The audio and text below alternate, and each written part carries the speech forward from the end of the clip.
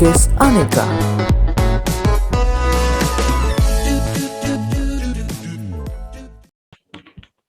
Assalamualaikum warahmatullahi wabarakatuh, Sobat Latsar.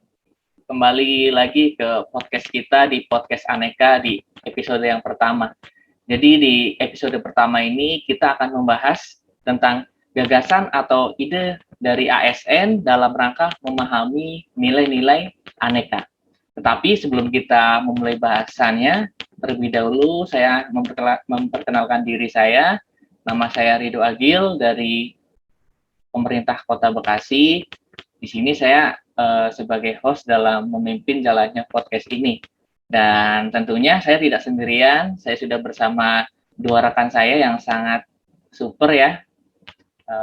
Biar nggak penasaran, langsung saja silakan perkenalan dari Pak Tegar dulu.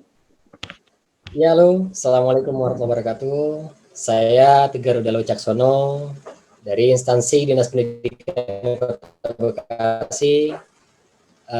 Saat ini bekerja di SDN Bojomenteng 01 sebagai guru PJOK. Terima kasih Pak Ridho. Sama-sama. Selanjutnya dari Bu Rati. Ya, terima kasih Pak Ridho. Halo, perkenalkan nama saya Rati Novitasari. Saya peserta Latsar dari instansi Ombudsman Republik Indonesia, Kantor Perwakilan Papua Barat. Terima kasih. Sama-sama Bu. Oke, jadi Sobat Latsar, kita sudah tahu dua rekan saya, ada Pak Tegar yang berasal dari Kota Bekasi dan Bu Rati yang berasal dari Ombudsman RI Perwakilan Papua Barat.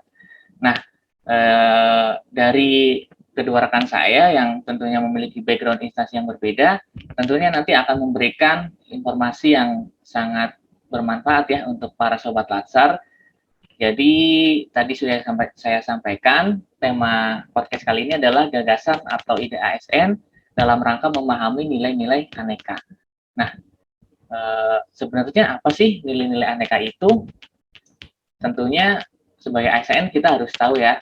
Jadi mungkin langsung saja dari Bu Rati, apa sih Bu itu nilai-nilai Aneka dari seorang ASN? Ya, terima kasih Pak Ridho. Aneka.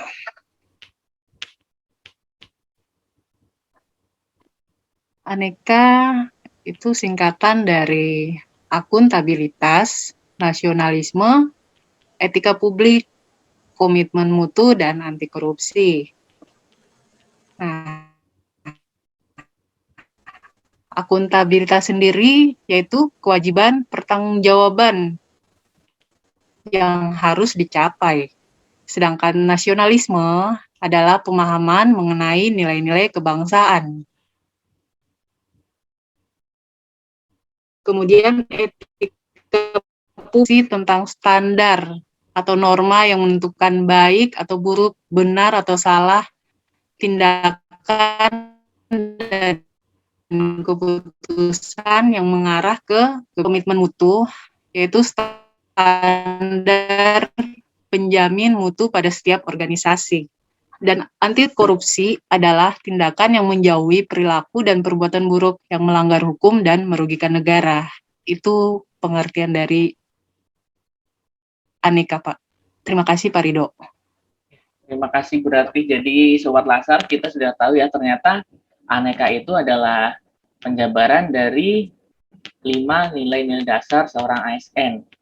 Nah, kemudian pastinya dari nilai-nilai itu ada sebuah indikatornya ya. Lalu apa sih indikator dari nilai-nilai dasar ASN ini? Mungkin dari Pak Tegar bisa menyampaikan indikator apa yang terdapat di masing-masing nilai-nilai dasar ASN. Ya, makasih Pak Ridho. Saya melanjutkan dari pemaparan Bu Rati tadi, pemahaman yang saya tangkap.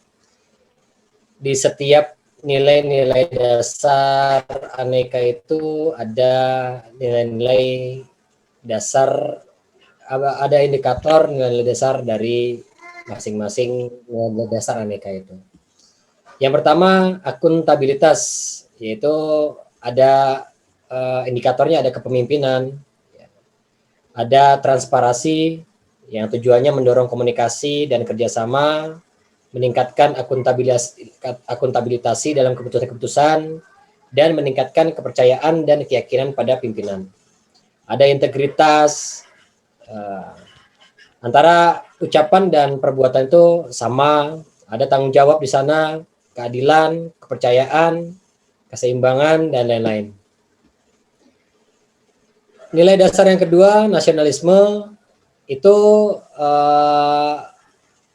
nilai-nilainya itu ada pada Pancasila, Pak Rido.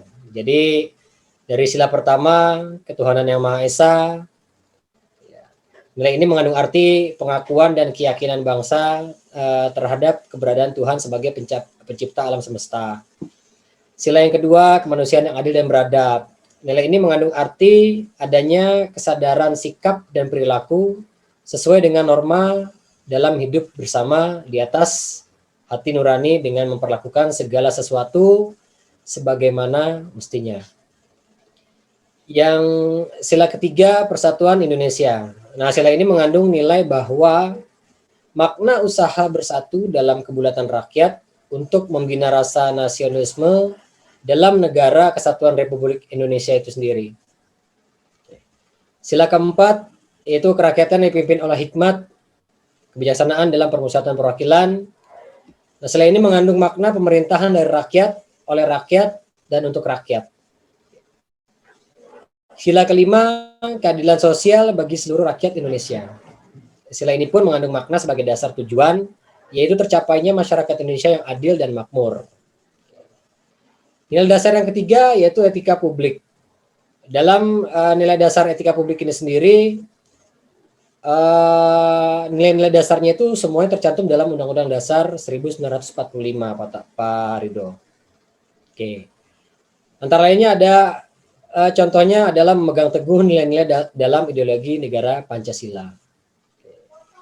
Setia mempertahankan Undang-Undang Dasar sebagai negara kesatuan Republik Indonesia. Ada juga contohnya yaitu membuat keputusan berdasarkan prinsip keahlian, menciptakan lingkungan kerja yang non-diskriminatif, memelihara dan menjunjung tinggi standar etika luhur, dan lain-lain. Untuk nilai dasar yang keempat yaitu komitmen mutu.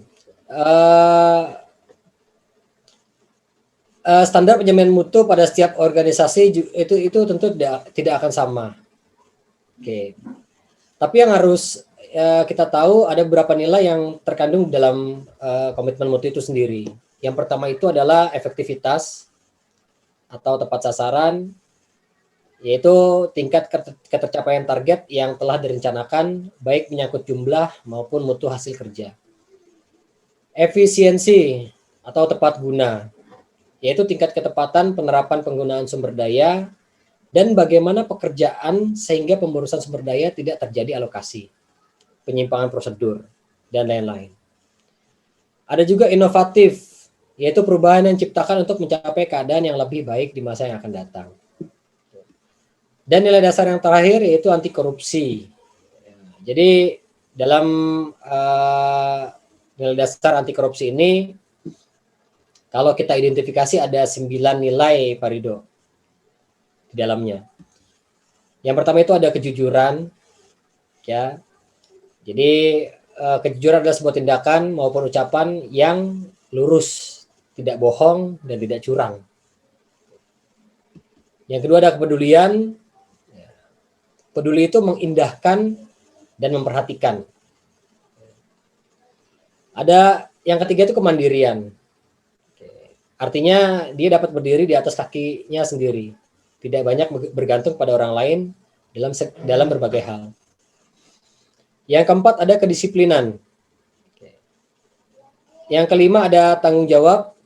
Yang keenam ada kerja keras. Yang ketujuh ada kesederhanaan. Kedelapan itu ada keberanian. Dan yang kesembilan itu ada keadilan. Oke. Mungkin itu Pak Rido indikator yang bisa saya sampaikan. Terima kasih. Baik, sama-sama Pak Tegar. Sangat cukup jelas ya Sobat Lasar penjelasan dari kedua rekan kita. Tadi Bu Rati sudah menyampaikan tentang apa itu nilai aneka, kemudian Pak Tegar menambahkannya dengan indikator dari masing-masing nilai. Dan bisa kita tahu ya bahwa ternyata untuk menjadi seorang ASN yang baik ternyata cukup sulit, karena kita lihat tadi dari nilai dan dari penjabaran indikatornya itu sangat banyak ya, sehingga seorang ASN pasti tentunya dituntut untuk menerapkan nilai-nilai tersebut. Nah, sekarang saya jadi penasaran ya.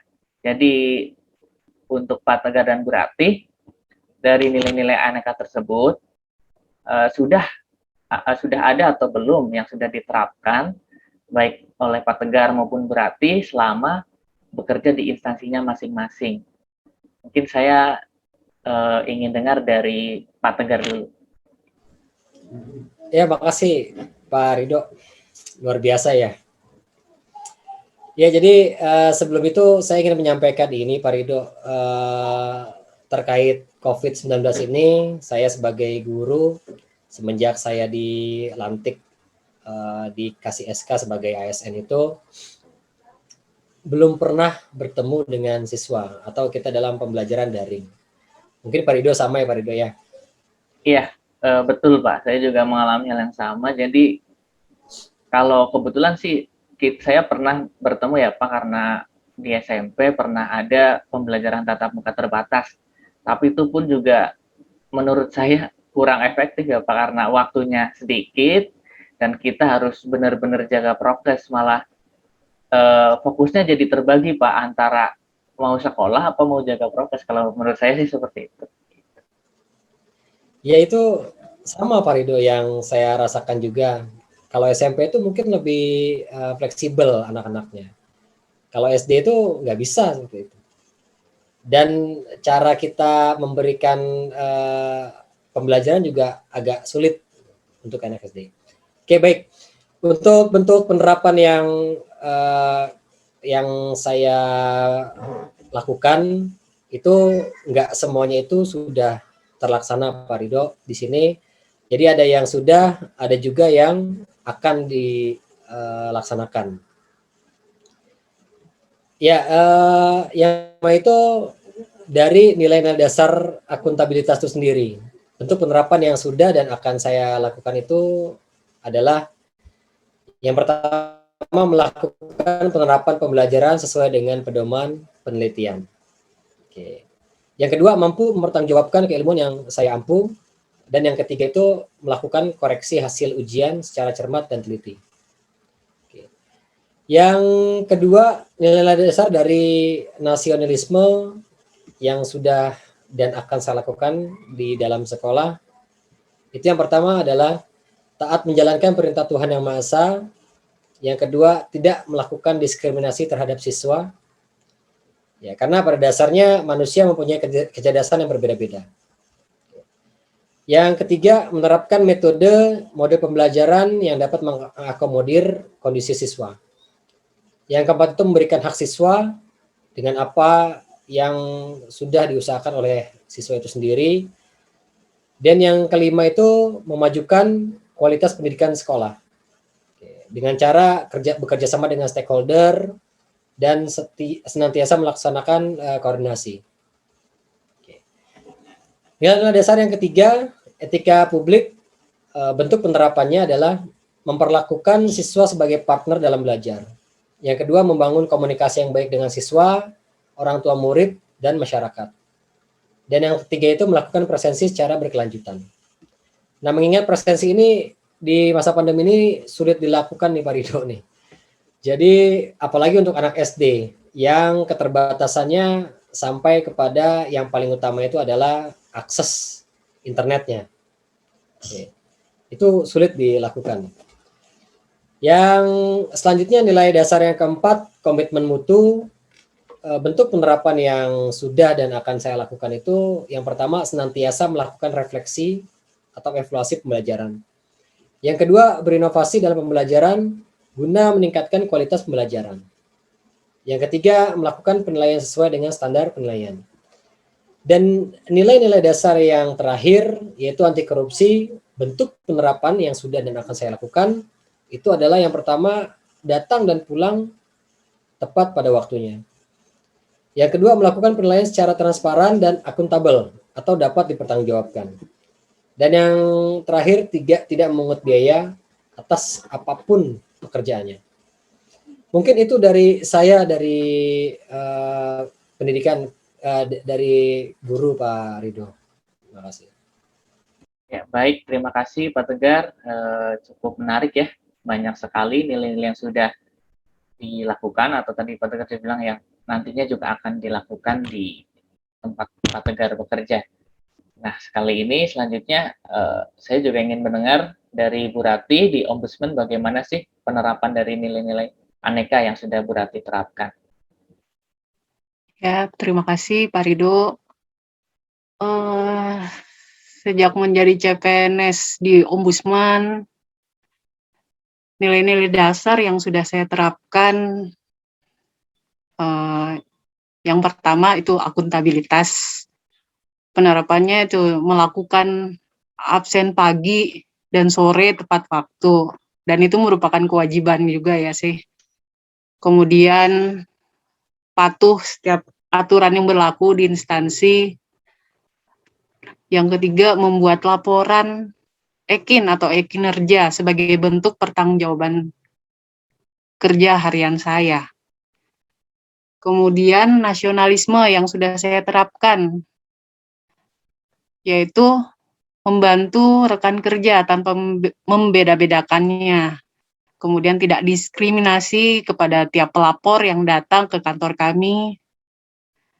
Kemudian etika publik. Bentuk penerapannya yaitu melayani masyarakat dengan senyum, sopan, santun, dan ramah. Dan yang keempat, komitmen mutu. Bentuk penerapannya melaksanakan waktu pelayanan yang tepat waktu. Di sini kita mulai pelayanan itu jam 8 tepat, sudah harus ada, jadi standby. Pelapor ada atau enggak, kita harus tetap ada gitu, tetap standby gitu, di kantor. Yang terakhir, anti korupsi, yaitu menolak hadiah yang diberikan oleh pihak yang datang gitu, walaupun untuk ucapan terima kasih atau dengan maksud-maksud tertentu gitu, kita tolak. Itu sih Pak Ridho yang sudah saya terapkan. Terima kasih. Terima kasih Bu Rati, yang juga sangat bagus ya yang sudah diterapkan oleh Bu Rati. Jadi dari dua rekan saya, Sobat Latsar, penerapannya sangat menarik. Yang bisa saya tangkap adalah walaupun nilai-nilai dasar yang Pak Tegar dan Bu Rati laksanakan itu sama, tetapi tentunya membutuhkan perlakuan yang berbeda ya, karena Pak Tegar berasal dari lingkungan kependidikan dan Bu Rati dari Ombudsman RI. Tetapi kalau saya lihat dari masing-masing poin, misal tadi akuntabilitas antara Pak Tegar dan Bu Rati juga walaupun berbeda penerapannya, tetapi seperti memiliki kesamaan tadi, di mana Pak Tegar mengajar dengan baik, dengan sesuai bentuk penelitiannya, Bu Rati melaksanakan pekerjaannya dengan melaporkan kinerja setiap harian. Kemudian di poin nasionalisme, Pak Tegar melakukan melaksanakan pembelajaran dengan tidak membeda-bedakan antar siswa, tidak diskriminasi. Begitupun dengan Bu Rati, tidak melakukan diskriminasi kepada setiap orang yang melapor ke kantornya. Dari etika publik juga Pak Tegar tadi treatmentnya dengan menjalin komunikasi yang baik ya Pak, dengan antar siswa, antar guru, antar orang tua dan masyarakat. Di sini pun Bu Rati juga seperti itu, menjalin komunikasi dengan pelayanan yang sopan ya, karena menurut saya kadang kita sopan pun sebagai ASN masih dicemberutin begitu ya. Nah, ini yang sudah dilakukan sama Bu Rati dan Pak Tegar sangat baik ya, melayani dengan setulus hati. Kemudian ada komitmen mutu, tadi juga disampaikan bahwa kayak Pak Tegar juga selalu berinovasi dalam menggunakan media pembelajaran. Kemudian Bu Rati bertekad ya, walaupun jam pelayanan jam 8 mau kosong, mau ada orang apa enggak, tetap stay ya. Begitupun mungkin Pak Tegar ya dengan pembelajaran jarak jauhnya, entah yang datang cuma di grup WA, mungkin Pak Tegar kalau menggunakan grup WA yang merespon ya bisa dikatakan separuhnya, tapi tetap semangat ya dari Pak Tegar tadi kita bisa lihat dalam penerapannya. Kemudian di anti korupsi, Pak Tegar dan Bu Ratih juga sama-sama bertekad untuk menolak korupsi ya dengan cara Pak Tegar tidak menarik atau melakukan pungli dalam bentuk apapun, Bu Ratih yang tidak menerima gratifikasi dari para pelapor ya. Jadi sebenarnya dari penerapan Pak Tegar dan Bu Ratih ini sudah cukup bagus ya, kalau bisa saya tangkap ini tentunya nantinya meningkatkan kembali kepercayaan masyarakat kepada ASN, yang dimana kita tahu sebenarnya stigma masyarakat kepada ASN itu kalau saya lihat sih kebanyakan semakin menurun ya dengan ketidakpercayaannya mereka kepada sistem pelayanan yang sudah berjalan. Dan kalau saya lihat ya dari penerapan nilai aneka yang dilakukan Bu Rati dan Pak Tegar ini, mungkin kalau dilakukan seluruh ASN akan kembali meningkatkan kepercayaan masyarakat kepada ASN. Nah, sebenarnya sangat menarik ini karena Pak Tegar dan Bu Ratih ya sudah melaksanakan nilai-nilai dasar aneka tersebut, tetapi kan masih kita tahu ya Pak, ada beberapa oknum lah yang mungkin tidak menerapkan nilai dasar ini. Jadi menurut saya ingin mendengar pendapat dari Bu Ratih dan Pak Tegar, gagasan apa sih yang dipunyai Bu Ratih dan Pak Tegar untuk ya menyadarkan ya, atau bukan menyadarkan ya, untuk sharing lah gimana sih ASN agar bisa lebih memahami tentang nilai-nilai aneka ini. Mungkin dari Pak Tegar dulu, silahkan kalau berkenan. Ya lagi nih Pak Rido. Ya jadi menurut saya jadi ASN itu berat ya Pak Rido ya. Ya karena banyak tanggung jawab yang akan dipikul pastinya. Oke, jadi oleh karena itu dia harus lebih memahami tentang nilai-nilai yang terkandung dalam Pancasila itu sendiri. Selanjutnya, dia juga harus beradab dan berilmu. Kenapa saya bilang beradab dan berilmu? Karena kalau kita tarik hadis dari Rasulullah SAW, bahwasanya taruhlah adab di atas ilmu. Artinya adab itu masih lebih penting daripada ilmu. Yang pertama adab, yang kedua ilmu. Kenapa seperti itu? Yang saya artikan, jadi dimanapun dia, jadi apapun dia, dan dalam kondisi apapun dia, itu pasti mudah diterima dan berguna bagi masyarakat. Selain itu, untuk menjadi seorang ASN juga dibutuhkan kemampuan dalam pemecahan masalah atau problem solving yang sesuai pastinya dengan kebutuhan masyarakat di era industri 4.0. Dengan cara apa? Dengan cara berpikir kritis, kreativitas, keterampilan komunikasi, kerjasama, dan sosio kemasyarakatan. Mungkin itu Pak Rido. Baik Pak Tegar, terima kasih atas gagasan yang sudah disampaikan.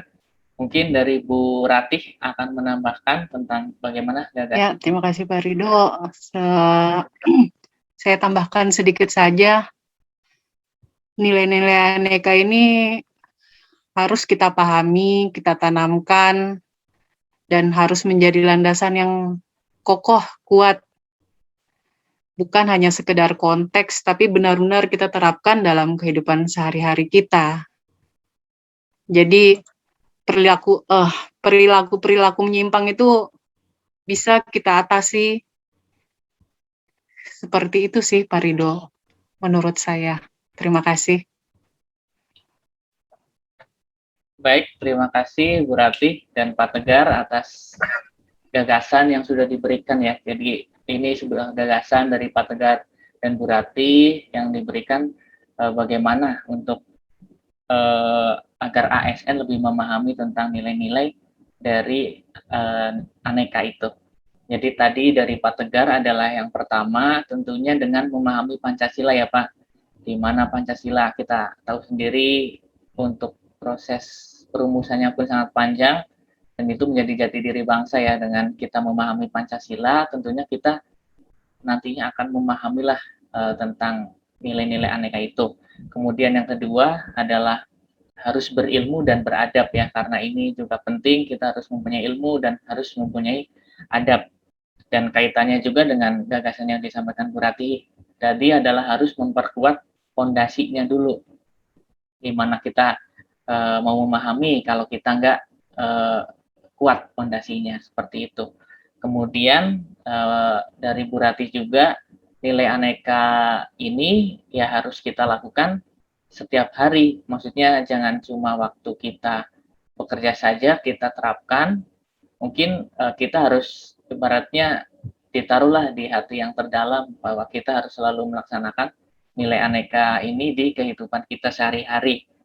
Nah, karena itu, selain itu juga tadi Pak Tegar menyampaikan kita juga harus selalu berinovasi, karena menurut saya juga betul Pak Tegar, dengan inovasi pasti kita tidak berdiam diri, selalu ingin maju dan selalu ingin mengembangkanlah untuk kebaikan bangsa kita. Jadi itu yang dapat saya sampaikan, simpulkan dari gagasan Pak Tegar dan Bu Rati, dan saya hanya menambahkan sedikit juga ya. Jadi intinya dari Pak Tegar dan Bu Rati ini, gagasan ini adalah mewujudkan sebuah ASN yang bisa memberikan aura positif ya. Gitu. Jadi dengan kita lah ibaratnya menjadi seorang ASN yang bisa bersikap baik, menerapkan nilai-nilai aneka itu, dan bisa memberikan aura positif ke instansi kita, pasti insya Allah akan memberikan efek domino ke semua ASN yang ada di tempat kita bekerja, dan nantinya mungkin kembalilah menumbuhkan nilai-nilai aneka yang mungkin sudah mulai pudar di tubuh ASN ini. Mungkin dari saya sebagai host itu saja yang bisa saya simpulkan untuk Sobat Latsar. Mungkin sebelum saya tutup podcast ini, saya pengen dengar closing statement ya dari narasumber kita yang sangat super ini. Tadi dari Pak Tegar dari Dinas Pendidikan di Pemerintah Kota Bekasi, guru SD, olahraga, dan Bu Ratih dari Ombudsman RI di Papua Barat. Silakan, siapa dulu yang ingin closing statement? Dari tadi saya dulu, Pak Rido. Yang terakhir saya dulu deh, closing statement. Iya, nggak apa-apa, Pak. Sobat Latsar dimanapun kalian berada, kejar terus cita-cita kalian sampai dengan ke negeri Cina. Jika kalian ingin menjadi seorang ASN, jadilah ASN yang beraneka. Oke. Maju terus, semangat, jangan pantang menyerah. Salam olahraga. Salam. Ya, kemudian dari Bu Rati silahkan closing statement-nya. Ya, pembahasan panjang kita tadi betul-betul harus kita terapkan, kita pahami nilai-nilai aneka tersebut. Dan yang menjadi poin penting menurut saya di nilai aneka itu sendiri ya anti korupsi.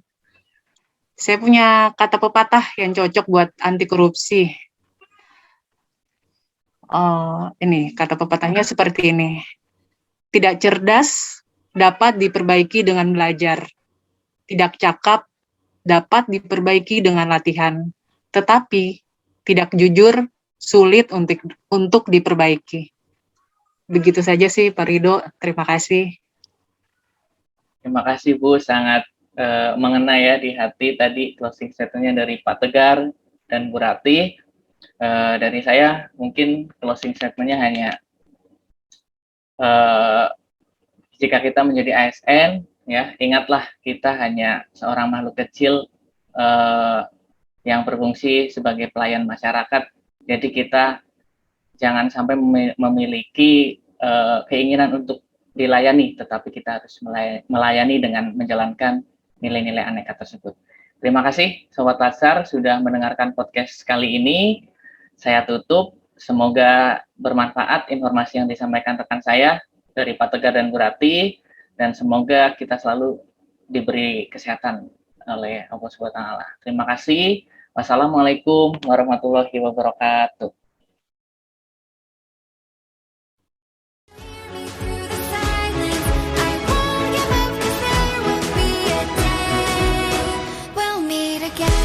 Terima kasih telah mendengarkan podcast Aneka.